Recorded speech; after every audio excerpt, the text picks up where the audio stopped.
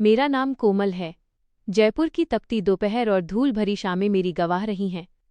जब पिताजी का साया सिर से उठा तो ऐसा लगा मानो आसमान ही गिर पड़ा हो। घर की आर्थिक स्थिति इतनी चरमरा गई थी कि कभी कभी रात को सिर्फ पानी पीकर सोना पड़ता था। माँ की आंखों में जो सन्नाटा छा गया था, उसे चीरने के लिए मैंने अपनी पढ़ाई को ही हथियार बनाया। 23 साल की उम्र में ग्रेजुएशन की डिग्री हाथ में लिए जब मैं जयपुर की सिविल लाइन से लेकर बापू बाजार तक की सड़कों पर भटकती थी, तब मुझे एहसास हुआ कि दुनिया कितनी बेरहम है। वो शाम मुझे आज भी याद है जब बारिश के पानी ने मेरे फटे हुए सैंडल को पूरी तरह भिगो दिया था। उस भीगती शाम में मिस्टर मल्होत्रा की सफ़ेद ऑडी मेरे पास रुकी थी। वह पल मेरी जिंदगी का सबसे बड़ा मोड़ था। मल्होत्रा जी ने मुझे अपनी गारमेंट एक्सपोर्ट कंपनी में एडमिनिस्ट्रेटिव हेड बनाया। मेरा दफ्तर जयपुर के सबसे पॉश इलाके में था। वहाँ की चकाचौंध देखकर मुझे लगा कि शायद अब मेरी माँ को दूसरों के घरों में बर्तन नहीं मांजने पड़ेंगे। दफ्तर के पहले ही दिन मेरी मुलाकात आर्यन से हुई। वो ऑफिस के सबसे कोने वाले केबिन में बैठता था, जहाँ खिड़की से नाहरगढ़ का किला दिखता था। वो आर्किटेक्ट था, पर उसका अंदाज किसी शायर जैसा था। पहली बार जब मैं उसके केबिन में कुछ फाइल्स लेकर गई तो उसने अपनी ऐनक ठीक करते हुए मेरी ओर देखा। उसकी आंखों में एक ऐसी कशिश थी जो मुझे अपनी ओर खींच रही थी। उसने मुस्कुराकर कहा, नई भर्ती, संभल कर रहिएगा कोमल, यहाँ की दीवारें भी बातें करती हैं। उस वक्त मुझे उसकी बात का मतलब समझ नहीं आया, पर उसके चेहरे का भोलापन मेरे दिल में उतर गया। धीरे धीरे हमारी बातचीत बढ़ने लगी।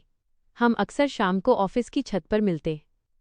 जयपुर का सूरज जब गुलाबी शहर के पीछे छिपता, तब हम अपनी जिंदगी के दुखों और सपनों को साझा करते। एक शाम आर्यन ने पुरानी यादों को कुरेदते हुए बताया, कोमल, मैंने भी बहुत गरीबी देखी है। ये जो तुम देख रही हो, ये सब मेरी बरसों की मेहनत है, पर इस भीड़ में मैं खुद को बहुत अकेला पाता था, तुम्हारे आने तक। उसने जब मेरा हाथ थामकर ये बात कही तो ऐसा लगा मानो पूरी कायनात में सिर्फ हम दो ही हैं। वो एक बरसाती दोपहर थी, जब हम कैंटीन में बैठे थे। आर्यन ने चुपके से मेज के नीचे मेरा हाथ पकड़ा और अपनी जेब से एक छोटी सी चांदी की पायल निकाली। उसने फुसफुसाते हुए कहा, जब तुम चलती हो तो मैं चाहता हूं कि तुम्हारी पायल की आवाज़ सिर्फ मुझे सुनाई दे। मैंने शर्माते हुए अपनी नज़रें झुका लीं। वह प्यार के वे दिन थे जब ऑफिस की हर फाइल में मुझे आर्यन का नाम दिखता और हर फ़ोन कॉल पर उसकी आवाज़ सुनने की तड़प होती। हमने तय किया था कि हम जल्द ही अपने परिवारों को बताएंगे। लेकिन मल्होत्रा, जो खुद को मेरा शुभचिंतक कहता था, उसकी नज़रें गंदी हो चुकी थीं। उसे हमारे प्यार की भनक लग गई थी। उसने बड़ी चालाकी से आर्यन को दिल्ली के एक प्रोजेक्ट के लिए भेज दिया। जिस दिन आर्यन जा रहा था, उसने मुझे पार्किंग में रोका और कहा, कोमल, मेरा जी घबरा रहा है। मल्होत्रा की नीयत ठीक नहीं लग रही। तुम अपना ध्यान रखना और अगर कुछ भी अजीब लगे तो तुरंत बिरजू काका को बताना। बिरजू काका वहाँ के पुराने वफादार कर्मचारी थे जो मुझे अपनी बेटी मानते थे। आर्यन के जाते ही मल्होत्रा ने अपना जाल बिछाया। उसने एक शाम मुझे अपने केबिन में बुलाया और कहा कि अजमेर में एक बहुत बड़ी डील है और मेरा जाना बहुत ज़रूरी है। मैं मना नहीं कर पाई। उस सुनसान गेस्ट हाउस में पहुंचते ही मेरी रूह कांप उठी। वहां का माहौल किसी अय्याशी के अड्डे जैसा था। मल्होत्रा ने जब मुझे सिंघानिया के कमरे में धकेला तो मुझे अपनी मौत सामने दिखने लगी। सिंघानिया, जो उम्र में मेरे पिता के बराबर था, उसने जब मेरे दुपट्टे पर हाथ डाला तो मैंने अपनी पूरी ताकत से उसे धक्का दिया। उसने गालियां बकते हुए मुझे बालों से पकड़ा और फर्श पर पटक दिया। मैं चीख रही थी, आर्यन, बचा लो मुझे। तभी एक जोरदार धमाके के साथ दरवाज़ा टूटा। सामने आर्यन खड़ा था। उसके कपड़े धूल से सने थे और चेहरे पर एक ऐसा गुस्सा था जिसे देखकर मौत भी कांप जाए।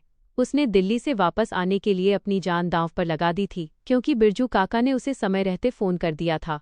आर्यन ने सिंघानिया को ऐसे पीटा जैसे कोई राक्षस को पीट रहा हो। मल्होत्रा ने अपनी बंदूक निकाली, पर इससे पहले कि वो गोली चलाता, पुलिस वहां पहुंच गई। बिरजू काका ने पुलिस को सब कुछ पहले ही बता दिया था। उस डरावनी रात के बाद आर्यन मुझे अपनी बाइक पर लेकर जयपुर की सड़कों पर निकला। मैं उसकी पीठ पर अपना चेहरा छिपाकर बस रोती जा रही थी। वो बार बार मेरा हाथ चूमता और कहता, अब सब ठीक है कोमल, मैं आ गया हूँ। उसने हाईवे के किनारे एक पुराने मंदिर के पास बाइक रोकी। वहाँ सन्नाटा था, सिर्फ हवाओं की सरसराहट थी।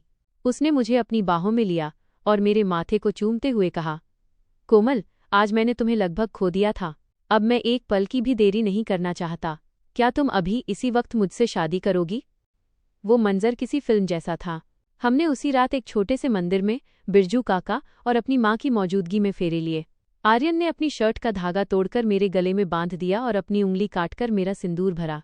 वो प्यार की सबसे ऊंची पराकाष्ठा थी। शादी के बाद के शुरुआती दिन संघर्ष भरे थे। मल्होत्रा के खिलाफ कोर्ट केस चल रहा था और हमारी नौकरियां जा चुकी थीं।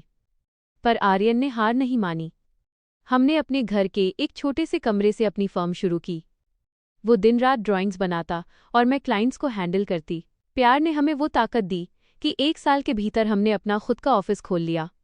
आज हमारी फर्म कोमल आर्यन एसोसिएट्स जयपुर की सबसे बड़ी कंपनियों में से एक है। मल्होत्रा और सिंघानिया आज भी जेल की सलाखों के पीछे सड़ रहे हैं। बिरजू काका हमारे ऑफिस के सबसे सम्मानित सदस्य हैं। माँ अब बहुत खुश हैं और अक्सर आर्यन की नज़र उतारती हैं। आज भी जब जयपुर में बारिश होती है, मैं और आर्यन उसी बस स्टॉप पर जाते हैं जहाँ से ये सफ़र शुरू हुआ था। हम वहाँ खड़े होकर उन आंसुओं को याद करते हैं जिन्होंने हमें आज यहाँ तक पहुँचाया है। प्यार सिर्फ साथ हंसने का नाम नहीं है, प्यार एक दूसरे के सम्मान के लिए पूरी दुनिया से लड़ जाने का नाम है। हमारी कहानी यही सिखाती है कि अगर हौसला अटूट हो और साथ में आर्यन जैसा हमसफ़र, तो जिंदगी की हर काली रात के बाद एक सुनहरी सुबह ज़रूर आती है।